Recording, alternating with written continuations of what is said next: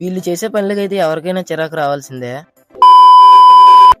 Hi friends, matter ఏంటంటే మా కుర్రోళ్ళందరూ నన్ను వదిలేసి కాలేజీలకి, స్కూల్‌కి వెళ్ళిపోయారు. నేను ఇంటికాడ ఉండి ఏం చేసేలేక నేను కాలేజ్‌కని బయలుదేరి మా అన్నయ్య దగ్గరికైతే వెళ్ళాను.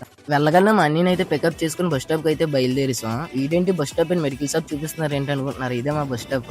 ఇంతలోనే బస్సు రావడంతో మా కుర్రోళ్ళందరూ జనాలు తోసుకుంటూ బస్సులోనికైతే ఎక్కేసాం. బస్సు అయితే అస్సలు ఖాళీ లేదు. ఫ్రీ బస్ ఎఫెక్ట్ అనుకుంటా. 50 మంది ఎక్కాల్సిన బస్సు 100 మంది ఎక్కితే ఎలా ఉంటుందేమో.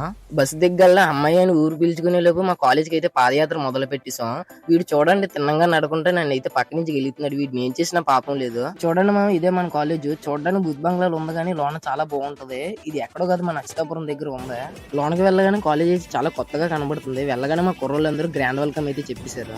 అందరం కలిసి క్లాస్ రూమ్ లోకి అయితే వెళ్ళాం. క్లాస్ అయితే చాలా ప్రశాంతంగా ఉంది. పక్క క్లాస్ రూమ్ లో చూడండి, వీళ్ళు చదవమంటే చదవరు కానీ ఇలాంటి ఆటలు అయితే చాలా బాగా ఆడతారు. వీళ్ళు చదవడం మనల్ని ప్రశాంతంగా చదవనివ్వరు. వీళ్ళు చేసే కోతి చేష్టలు అయితే చూడండి. ఇలాంటి గ్యాంగ్ మీ కాలేజ్ లో కూడా ఉంటే కామెంట్ చేసేయండి. వెళ్లే ముందు మన అకౌంట్ అయితే సబ్స్క్రైబ్ చేసుకోండి మామ.